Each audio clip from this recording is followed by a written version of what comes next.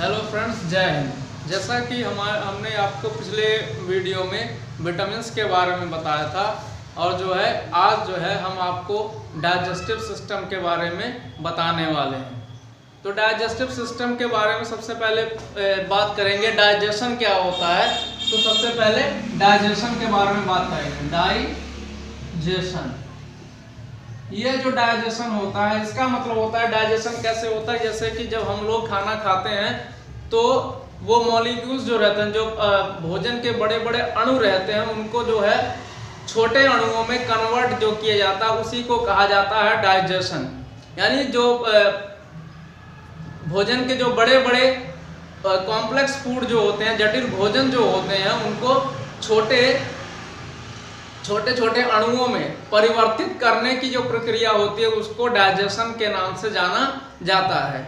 तो जैसे मान लीजिए बड़े बड़े अणु, जैसे आपने ये खाना खाया तो ये बड़े बड़े मॉलिक्यूल्स हैं, बड़े बड़े भोजन के अणु जो होते हैं, मॉलिक्यूल्स जो होते हैं, इनको छोटे छोटे मॉलिक्यूल्स में परिवर्तित करने की जो प्रक्रिया रहती है, जैसे ये छोटे छोटे हो गए मॉलिक्यूल्स, ये अब आपके डाइजेशन में ये इजी फूड, इनको आप लोग इजी फूड कहेंगे। तो जैसे जो बड़े अणु रहेंगे, बड़े मॉलिक्यूल्स रहेंगे, उनको छोटे में परिवर्तित कर, छोटे अणुओं में परिवर्तित करने की जो प्रक्रिया होती है उसको डाइजेशन के नाम से जाना जाता है। और ये डाइजेशन का काम कौन करते हैं? एंजाइम्स। यानी ये जो डाइजेशन का काम जो है वो क्या कौन करता है? एंजाइम्स होते हैं। एंजाइम्स जो होते हैं ये क्या करते हैं? हमारे बड़े बड़े जो भोज्य पदार्थ होते हैं उनको छोटे अणुओं में परिवर्तित करने में सहायक भूमिका निभाते हैं।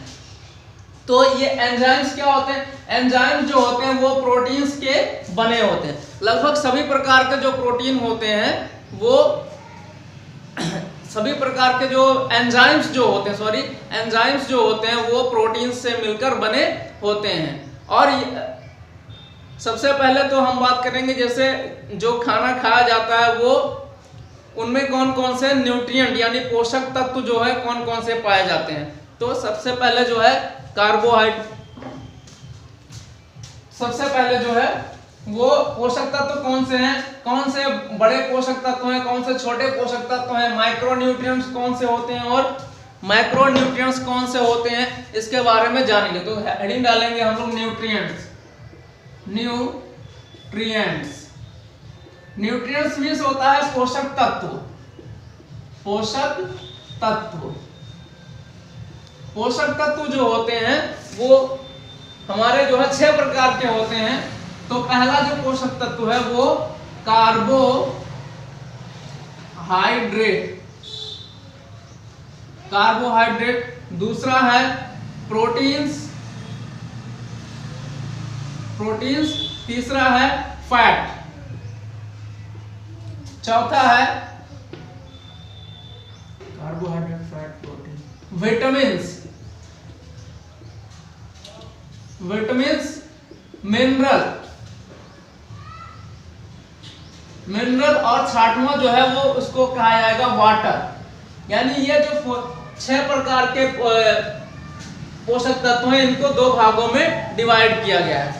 तो जो ये पोषक तत्व हैं इनको 2 भागों में डिवाइड किया गया, यानी इनको क्या कहा जाएगा? ये जो है हमारे, इनको मैक्रोन्यूट्रिएंट्स कहा जाता है।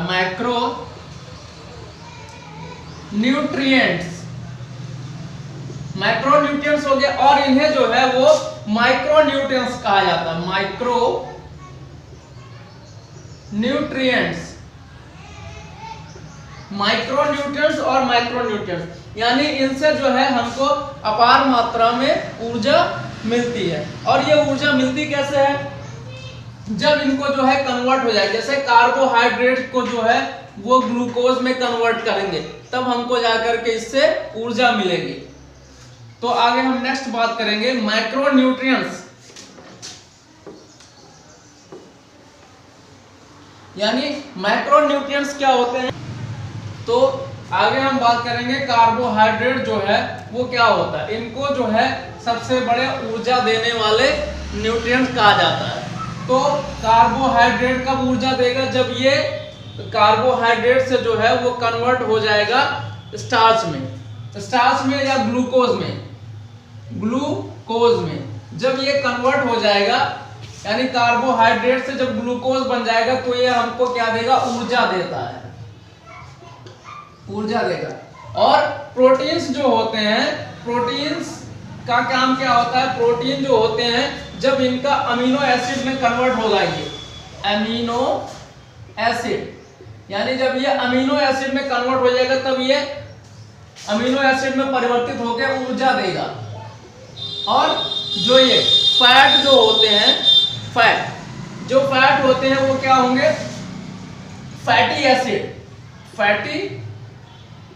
एसिड और ग्लिसरॉल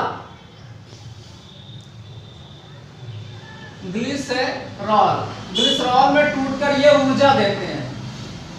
कहने का मतलब ये है कि जब कार्बोहाइड्रेट जो है ग्लूकोज में कन्वर्ट हो जाएगा तब हमको ये ऊर्जा देगा। और प्रोटीन जो होगा जब ये अमीनो एसिड में कन्वर्ट होगा तब हमको जाकर के ये ऊर्जा देगा। और फैट, इसको जो है लिपिड्स भी कहा जाता है। लिपिड्स जो होते हैं फैट यानी ये फैटी एसिड में टूट करके और ग्लिसरॉल जो बना करके ऊर्जा देंगे। इनको इसलिए माइक्रोन्यूट्रिएंट्स कहा जाता है क्योंकि ये हमको अपार मात्रा में यानी ज्यादा मात्रा में ये ऊर्जा देने का काम करते हैं, इसीलिए इनको माइक्रोन्यूट्रिएंट्स कहा जाता है। और अब बात करेंगे माइक्रोन्यूट्रिएंट्स की।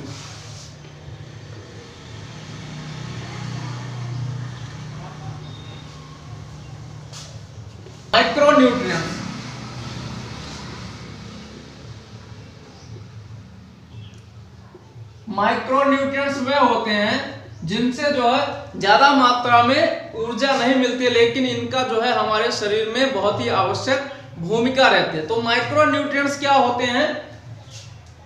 जैसे विटामिन्स, मिनरल एंड वाटर। तो इनको जो है तीनों को माइक्रोन्यूट्रिएंट्स कहा जाता है क्योंकि इनकी हमारे शरीर में मात्रा कम होती है, जरूरत कम होती है, इसलिए इनको माइक्रोन्यूट्रिएंट्स कहा जाता है। मिनरल्स में क्या आते हैं? सोडियम हो गया और मैग्नीशियम और इस प्रकार से पोटेशियम जो होते हैं वो क्या होते हैं? ये तमाम प्रकार के मिनरल्स होते हैं जिनकी आवश्यकता हमारे शरीर में होती है। वाटर जो है, वाटर पहले से पचाया रहता है, इसको पचाने की कोई जरूरत नहीं होती है, इसलिए इसको पचाने की एंड डाइजेशन में ये हमारे जो है बड़ी आंत में सीधा इसका एब्जॉर्प्शन हो जाता है। आगे जो है बात करेंगे stage of digestive system.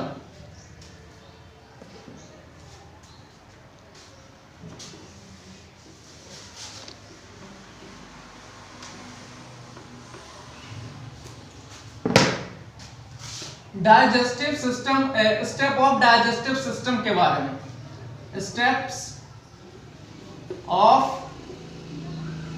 Digestive system यानी ये डाइजेस्टिव सिस्टम जो है कितने चरणों में ये संपन्न होता है। तो सबसे पहले जो है वो हमारा इंजेशन होगा।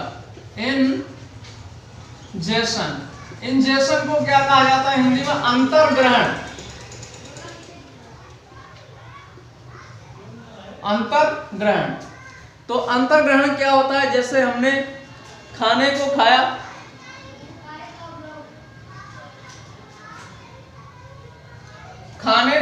जैसे खाने को मुंह में रख लिया तो वो क्या हो गया? हमारा इंजेशन।